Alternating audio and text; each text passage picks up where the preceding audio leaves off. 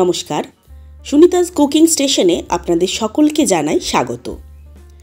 আজ নিয়ে চলে এসেছি একটা স্ন্যাক্সের রেসিপি। চলুন তার আগে আপনাদেরকে দেখাই স্ন্যাক্সটা কতটা ক্রিস্পি হয়েছিল। আপনারা যদি আমার এই পদ্ধতি অনুসরণ করে বানান তাহলে কিন্তু স্ন্যাক্স ঠিক এরকমই ক্রিস্পি হবে, আর তার সাথে ভাঙলে ঠিক ভেতরটা এতটাই জুসি হবে। আজ বানাচ্ছি চিকেন নাগেটস। চলুন দেখে নিই উপকরণ। চিকেন নাগেটস বানানোর জন্য আমি এখানে নিয়েছি বোনলেস চিকেন।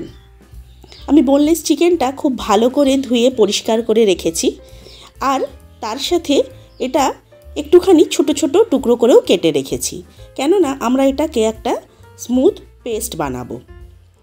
তো চলুন একটা মিক্সার গ্রাইন্ডারের জার নিয়ে তাতে আমি প্রথমে চিকেনটা দিয়ে দিলাম। আমি চিকেনটা অনেকক্ষণ আগে ধুয়ে জল ঝরিয়ে রেখেছিলাম। আপনারা যদি চিকেনটা অনেকক্ষণ আগে ধুয়ে জল ঝরিয়ে রাখেন তাহলে কিন্তু আপনাদেরকে এর মধ্যে আর কোনো বাইন্ডিং এজেন্ট দিতে হবে না। এর সাথে দিচ্ছি 2 কাঁচা লঙ্কা, 1 মুঠো ধনেপাতা, 8-10টা রসুনের কোয়া আর কিছুটা আদা। অনেকে চিকেন নাগেটস বানানোর জন্য এর মধ্যে পাউরুটি অ্যাড করেন, আমি দিইনি কারণ আমার প্রয়োজন পড়েনি। এরপরে দিলাম পরিমাণ মতো লবণ, গোলমরিচের গুঁড়ো আর দেব ভাজা জিরের গুঁড়ো। যারা আমার ভিডিও দেখেন তারা জানেন যে আমি বাড়িতেই মশলাটা বানিয়েই রাখি। শুকনো খোলায় গোটা জিরে আর শুকনো লঙ্কা ভেজে বাড়িতে রেখে দিই, এটা আমি বিভিন্ন রান্নাতে ব্যবহার করি। এর সাথে দিচ্ছি আমি তন্দুরি মশলা এভারেস্টের।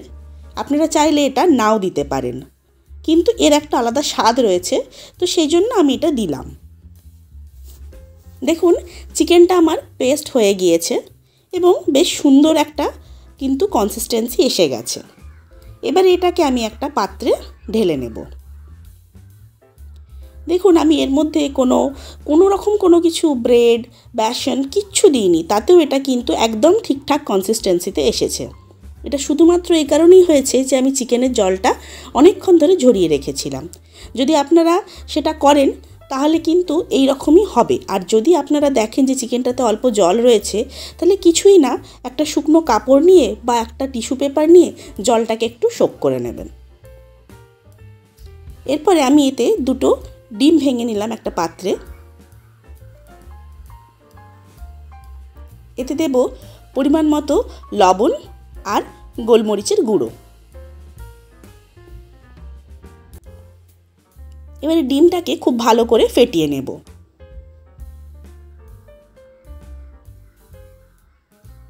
ডিমটা ফেটানো হয়ে গিয়েছে। এবারে আমি আরেকটা অন্য প্লেটে নেব কর্নফ্লেক্স। যে কর্নফ্লেক্স আমরা দুধ দিয়ে খাওয়ার জন্য ব্যবহার করি, আমি সেই কর্নফ্লেক্সই নিয়েছি। আপনারা চাইলে ব্রেড ক্রাম্বসেও কোট করতে পারেন, কিন্তু কর্নফ্লেক্সে যদি কোট করেন এর ক্রিস্পিনেসটা আলাদাই হয়।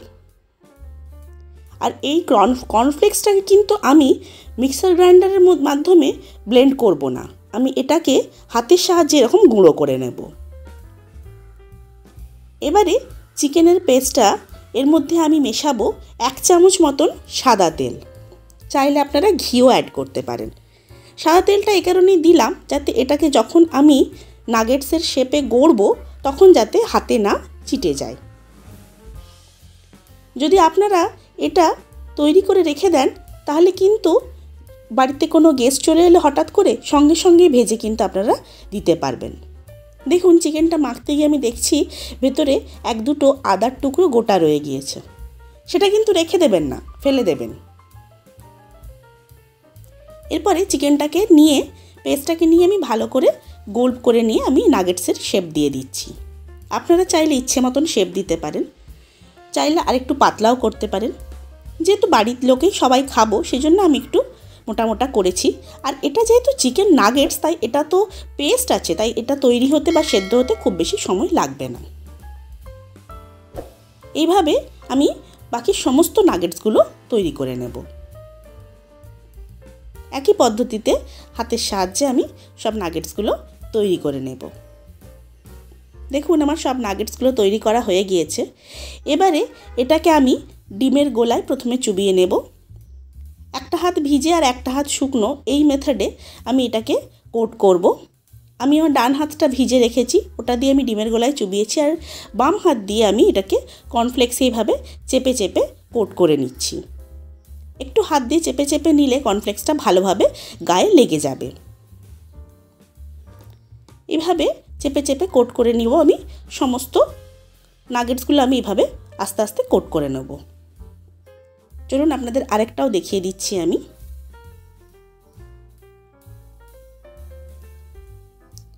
দেখুন এভাবে আমার সমস্ত নাগেটসগুলো কোট করা হয়ে গিয়েছে। এবারে এটাকে আমি রেখে দেব আধ ঘন্টা থেকে 1 ঘন্টার জন্য ফ্রিজে। এইভাবে আপনারা 2 দিন কিন্তু এটাকে স্টোর করে রাখতে পারেন। এর মধ্যে ভাববেন না উপরে কর্নফ্লেক্সের কোটিং আছে বলে এর ক্রিস্পিনেসটা কিন্তু নষ্ট হবে, একদমই না। বরং এর মধ্যে কর্নফ্লেক্সটা আরও ভালোভাবে বসে যাবে এবং এর ক্রিস্পিনেসটা কিন্তু আরও ভালো থাকবে। চলুন আমি এবার এগুলোকে ফ্রাই করে নেব। ফ্রিজ থেকে বের করে নিয়েছি আর একটা কড়াইতে তেল গরম হতে দিয়েছি। তেলটা ভালোই গরম হয়ে গিয়েছে। তেলটা গরম হয়ে গেলে গ্যাস কমিয়ে আমি একটা একটা করে নাগেটস তেলে ছেড়ে দেব। খুব বেশি একসাথে দিয়ে দেবেন না, সাইজের উপর ডিপেন্ড করে দেবেন। আমার যে সাইজ রয়েছে তাতে 3টে নাগেটস একসাথে ভাজা যাবে।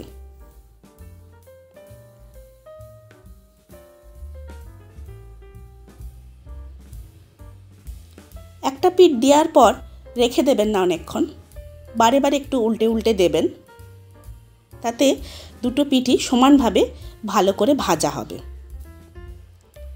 দেখুন 3টে নাগেটসই আমার সুন্দর একদম লাল করে ভাজা হয়ে গিয়েছে। এবার এটাকে একটা কিচেন টাওয়েলে, যে টিস্যু পেপার হয়, তাতে আমি তুলে নেব, যাতে এক্সট্রা যে অয়েলটা রয়েছে সেটা সোক করে যায়। এইভাবে বাকি নাগেটসগুলো ভেজে আমি রেডি করে নেব। তাহলে দেখলেন তো কত তাড়াতাড়ি আমার চটজলদি তৈরি হয়ে গেল। আর এরপরে খেয়ে দেখার পালা। আপনাদেরকে তো প্রথমে আমি আওয়াজ শুনিয়েই দিয়েছি যে আমার এই নাগেটসটা কতটা ক্রিস্পি হয়েছে, আর এরপরে খেয়ে জানাবো এটা কতটা টেস্টি হয়েছে। আপনারাও বাড়িতে তৈরি করে খেয়ে আমাকে জানাতে ভুলবেন না এটা কতটা ভালো লাগলো আপনার বাড়ির সদস্যদের। আর এই ধরনের স্ন্যাক্সের যদি আর কিছু রেসিপি আপনারা পেতে চান তাহলে আমাকে অবশ্যই কমেন্টে জানাবেন। সকলে ভালো থাকবেন, সুস্থ থাকবেন। অনেক অনেক ধন্যবাদ।